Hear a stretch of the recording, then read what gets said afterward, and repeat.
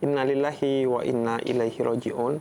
Sebagaimana kita ketahui bahwa telah terjadi bencana alam di Sumatera yang begitu dahsyat, hingga saat ini tercatat telah mengorbankan jiwa 770 orang dan 463 orang hilang, 2.600 luka-luka, 746.200 mengungsi, serta 3,2 juta menjadi warga terdampak sebagaimana dicatat oleh Kitabisa. Tentu kita tidak bisa tinggal diam, namun kita juga tidak bisa semaunya bergerak. Kita harus memastikan gerakan kita bukan hanya efektif, tapi sesuai dengan kompetensi dan kemampuan kita. Jangan sampai justru apa yang kita lakukan menjadi bencana susulan karena kesalahan kita dalam sebenarnya berniat baik, tapi mengaktualisasikan kebaikan itu sendiri. Dan kita juga yang juga tidak kalah pentingnya menurut Nabi Muhammad, ketika terjadi segala sesuatu, terlebih bencana sebesar ini, adalah mengambil hikmah atau pelajaran untuk memastikan bencana serupa tidak terjadi lagi. Artinya ketika terjadi gejolak di alam sebagai fenomena yang lumrah, dia tidak akan mengorbankan jiwa sedahsyat ini, bahkan sebisa mungkin tidak ada korban jiwa karena kita telah mempersiapkan segalanya dengan baik sebagai pembelajaran dari bencana alam di Sumatera yang sedang kita alami. Tentu kompetensi gua adalah di agama, sehingga mungkin kalian telah menyimak ulasan-ulasan dalam perspektif undang-undang atau konstitusi negara, bagaimana seharusnya pemerintah bersikap terhadap bencana ini. Dan juga ada ulasan-ulasan yang sifatnya sains tentang bagaimana seharusnya kita memperlakukan alam. Kemudian tidak sedikit juga yang memberikan ulasan-ulasan dalam perspektif psikologis, misalnya bagaimana kita mengkondisikan mental, khususnya korban-korbannya. Dan gua akan memberikan perspektif agama, karena riset selama 1,5 dekade dari 2008 sampai 2023 oleh Pew Research Center dilaporkan pada 2024 bahwa 98% orang Indonesia menganggap penting dan taat terhadap agama, dan 95% bahkan menjalankan ibadah sesuai agama dan keyakinannya masing-masing. Artinya agama adalah sesuatu yang penting, modal sosial yang besar bagi kita untuk mendorong perubahan agar bencana-bencana serupa tidak terjadi, dan kalaupun ada fenomena alam yang terjadi yang bisa membahayakan kita, kita telah mengantisipasi dengan sebaik-baiknya. Yang pertama adalah kita ingin mengatakan bahwa setiap bencana yang terjadi di alam itu karena kerusakan yang kita timbulkan terhadap alam. Begitu kata surat Ar-Rum ayat 41. Bahwa alam ini diciptakan dengan baik. Dia memiliki siklus, gunung untuk meletus, hujan untuk turun. Namun siklus itu tidak dibuat untuk merusak alam, apalagi manusia. Namun siklus itu dibuat sebagai bagian dari hukum alam, untuk alam meremajakan dirinya, untuk alam memperbaiki apa yang rusak secara alami pada dirinya, dan lain sebagainya. Menjadi masalah bagi manusia yang kemudian disebut bencana karena dampaknya kepada manusia, bahkan hingga hilangnya nyawa, karena manusia tidak taat pada hukum alam. Oleh karena itu, Gusmus atau Kiai Haji Mustafa Bisri misalnya pernah menyebut bukan awas ada harimau, tapi awas ada manusia. Karena sejatinya bukan harimau yang tersesat ke kampung kita, tapi kita yang tersesat ke hutan harimau, sehingga kemudian harimau masuk ke kampung kita. Karena sejatinya kampung yang kita bangun itu adalah alam bagi harimau yang tidak seharusnya kita bangun. Namun sebagian membangunnya secara ilegal, sebagian lagi membangunnya dengan mengakali aturan yang seharusnya zona hijau diubah menjadi zona seolah-olah bisa di-IMB-kan atau diizin membangun bangunan untuk kita. Kemudian karena itu Al-Quran mengatakan terjadi kerusakan di darat dan di laut, ya karena perbuatan manusia. Sehingga kemudian dilanjutkan dalam ayat itu bahwa Allah menegur manusia dengan alam terjadi bencana yang membahayakan manusia, dan sebagian orang yang berakal akan sadar, tapi sebagian yang tidak berakal dia tidak akan sadar, karena bisa jadi korbannya bukan kita meskipun pelakunya kita. Karena membuang sampah di Ciliwung itu bisa membuat bencana di Amazon, karena alam berada dalam satu horizon. Kerusakan yang kita buat di sini bisa berdampak buruk bagi orang yang ada di sana. Buang sampah tidak pada tempatnya di Bogor akan menyebabkan bencana banjirnya di Jakarta. Dan memang orang-orang yang menjadi korban di Jakarta, dia dirugikan secara material di dunia, tapi hukum Allah bersifat adil. Dia justru mendapatkan kemuliaan di akhirat atau bahkan di dunia pasca bencana itu, dan dosa tetap tidak akan salah sasaran, yaitu kepada orang-orang yang membuang sampah tidak pada tempatnya. Oleh karena itu, dalam Islam kita diajarkan bahwa relasi kita dengan alam itu bukan relasi seperti yang diajarkan oleh masyarakat barat, khususnya setelah revolusi industri di Prancis dan Inggris yang disebut dengan era modernisme, dengan tokoh-tokoh seperti Francis Bacon dan lain sebagainya yang memposisikan alam sebagai objek dan manusia sebagai subjeknya, sehingga alam boleh dikeruk bahkan seenaknya untuk kebutuhan manusia meskipun tidak ilegal, meskipun dikeruk secara legal, namun pola pandangnya alam diciptakan untuk kita, sehingga alam berhak diperlakukan sebagaimana untuk memenuhi hajat manusia.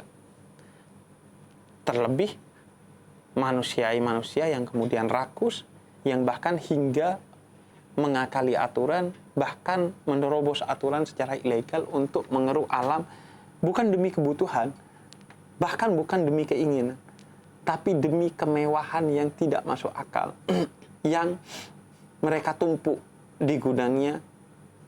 Entah untuk apa, karena pada titik tertentu jumlahnya triliunan bagi satu orang yang itu tidak masuk akal untuk mereka tumpuk lagi.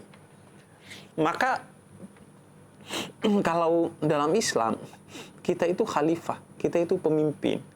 Bukan untuk dilayani, tapi justru untuk melayani. Bukan untuk mengeksploitasi, tapi untuk hidup bersama. Karena alam adalah tempat tinggal kita. Merusak alam berarti merusak rumah kita sendiri, di mana yang akan terdampak pertama dan utama adalah kita sebagai orang yang tinggal di rumah itu.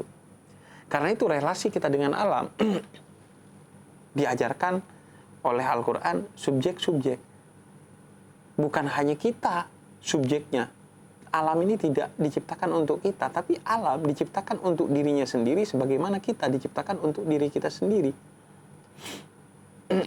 Sehingga perlakukan alam sebagaimana kita memperlakukan diri kita sendiri, dan jangan lakukan sesuatu kepada alam yang kita tidak mau itu terjadi kepada diri kita sendiri, dilakukan oleh alam atau orang lain kepada diri kita sendiri.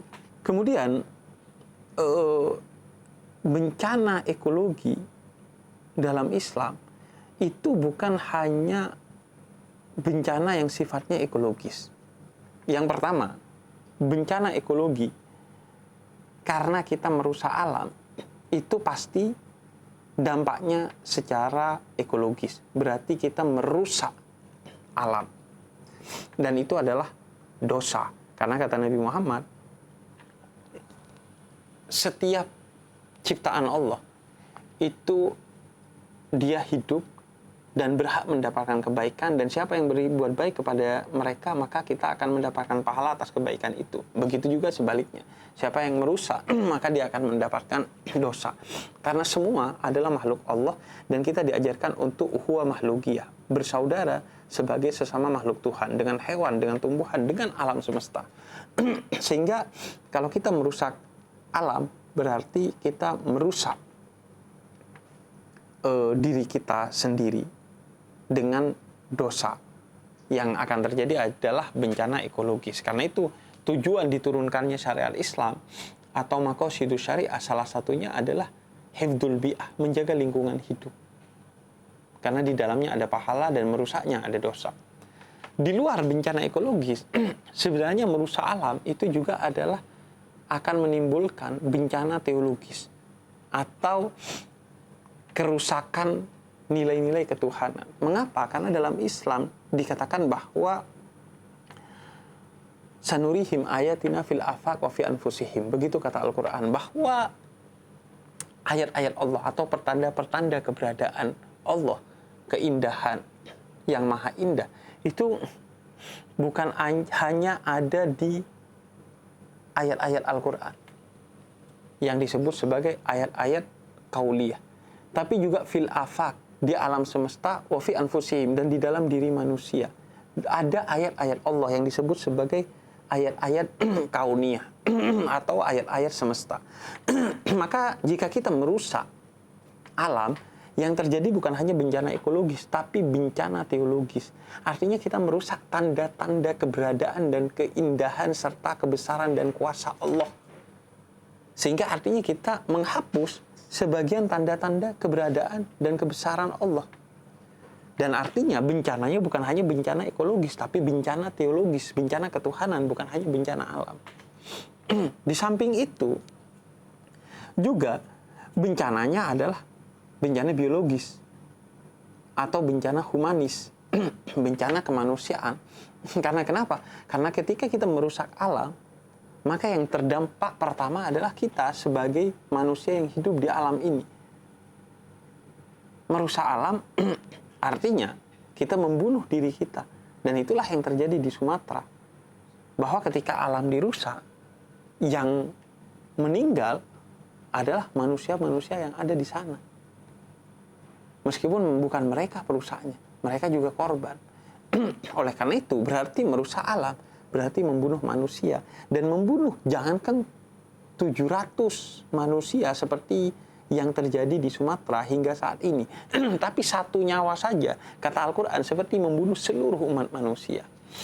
Dan sebaliknya, siapa yang menjaga satu nyawa seperti menjaga seluruh umat manusia. Itulah kemuliaan teman-teman yang sedang berjuang, mengumpulkan donasi, berdonasi, turun ke Sumatera, dan melakukan berbagai upaya termasuk mengedukasi melalui media digital tentang kesadaran lingkungan. Berarti dia menjaga bukan hanya satu nyawa, tapi ribuan, bahkan jutaan nyawa, yang itu artinya menjaga seluruh umat manusia yang pahalanya tiada terkira, sebagaimana dicatatkan dalam Al-Quran. Dan yang juga menjadi bencana selain ekologis, teologis, dan humanis adalah bencana ideologis. Karena kata Al-Quran, yusabbihu lillahi ma fis samawati wa ma fil ardh. Semua yang ada di muka bumi ini bertasbih kepada Allah. Binatang, anjing bertasbih dengan gonggongannya, ayam bertasbih dengan kokoannya, tumbuhan bertasbih dengan buah-buahannya, dengan daunnya, dengan oksigen yang dihasilkannya. Semua itu tasbih, semua itu zikir. Maka ketika kita merusaknya, berarti kita merusak makhluk-makhluk yang berzikir kepada Allah. Kita seperti membungkam orang yang sedang berzikir. Kita seperti menghancurkan masjid. Kita seperti merobohkan musola. Kita seperti membakar rumah ibadah kita. Mengapa jika ada orang merusak rumah ibadah, kita begitu hebohnya? Tapi ketika ada orang merusak alam, kita biasa saja, tidak menganggap itu sebagai tragedi bagi agama. Karena itu, saya ingin mengajak tokoh-tokoh agama, lembaga-lembaga keagamaan, rumah-rumah ibadah, organisasi masyarakat yang berbasis agama, dan semuanya, baik muslim maupun non-muslim, untuk menjadikan ke depan isu ekologi itu juga isu keberagamaan. Kesadaran lingkungan harus ditumbuhkan juga di masjid-masjid ketika Jumatan, di musola-musola ketika Ramadan, di mimbar-mimbar keagamaan, di majelis-majelis taklim, dan lain sebagainya. Di acara-acara maulid, di acara-acara apapun, kesadaran lingkungan itu harus dibicarakan. Karena agama merupakan sesuatu yang sangat penting bagi 98% orang Indonesia. Hampir semua orang Indonesia akan mendengarkan nasihat-nasihat agama. Dan bukan hanya dinasihatkan, tapi diteladankan.